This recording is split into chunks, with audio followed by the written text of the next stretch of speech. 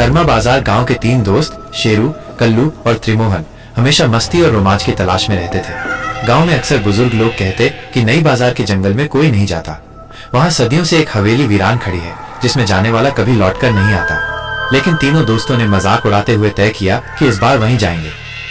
जंगल की दहलीज, रात गहरी थी, चांद बादलों में छिपा था। तीनों दोस्त टॉर्च और लकड़ी की लाठी लेकर नई बाजार के उस जंगल में दाखिल हुए।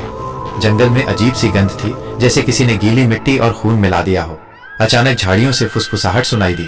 शेरू रुका और बोला, सुनो, कोई हमें देख रहा है। बाकी दोनों ने हंसकर टाल दिया। हवेली का शाप। थोड़ा अंदर बढ़ने पर उन्हें वो टूटी फूटी हवेली दिखी जिसके बारे में गांव वाले कहते थे। दरवाजे पर राख, नींबू और काले धागे बिखरे थे, मानो कोई तांत्रिक विद्या का खेल हो। कल्लू ने दरवाजा धक्का देकर खोला। अंदर सड़ांध मकड़ी के जाले और दीवारों पर खून जैसे हाथों के निशान थे। अचानक एक ठंडी हवा का झोंका आया और दरवाजा अपने आप बंद हो गया। परछाई का आगमन। ऊपर से भारी कदमों की आहट गूंजी। टॉर्च की रोशनी सीढ़ियों पर पड़ी। वहां एक लंबा काला साया खड़ा था जिसके चेहरे पर कुछ नहीं था, बस 2 जलती हुई लाल आंखें।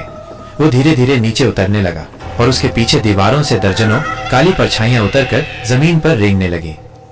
त्रिमोहन कांपते हुए बोला, भागो वरना यही मर जाएंगे। भयानक खुलासा। तीनों हवेली से भागकर जंगल में दौड़े, लेकिन बार बार वही जगह सामने आती, वही हवेली, वही साया। अचानक शेरू चिल्लाया, ये कैसे हो रहा है? हम बार बार यहीं क्यों लौट आ रहे हैं? तभी जमीन पर ताजा खून टपका। उन्होंने ऊपर देखा। हवेली की छत पर वही काला साया खड़ा था और उसके हाथ में 3 सिर झूल रहे थे। वो सिर किसी और के नहीं बल्कि शेरू, कल्लू और त्रिमोहन के ही थे। अंतिम सच। तीनों के शरीर वहीं ढेर हो गए। असल में वे कुछ देर पहले ही मर चुके थे, लेकिन उनकी आत्माएं ये समझ नहीं पा रही थी कि वे जिंदा नहीं रहे। वो हवेली कोई साधारण खंडहर नहीं थी बल्कि मृत आत्माओं का कैदखाना। अब शेरू, कल्लू और त्रिमोहन भी उन्हीं परछाइयों का हिस्सा बन चुके थे जो हवेली की दीवारों से लिपटी रहती थी। अंत।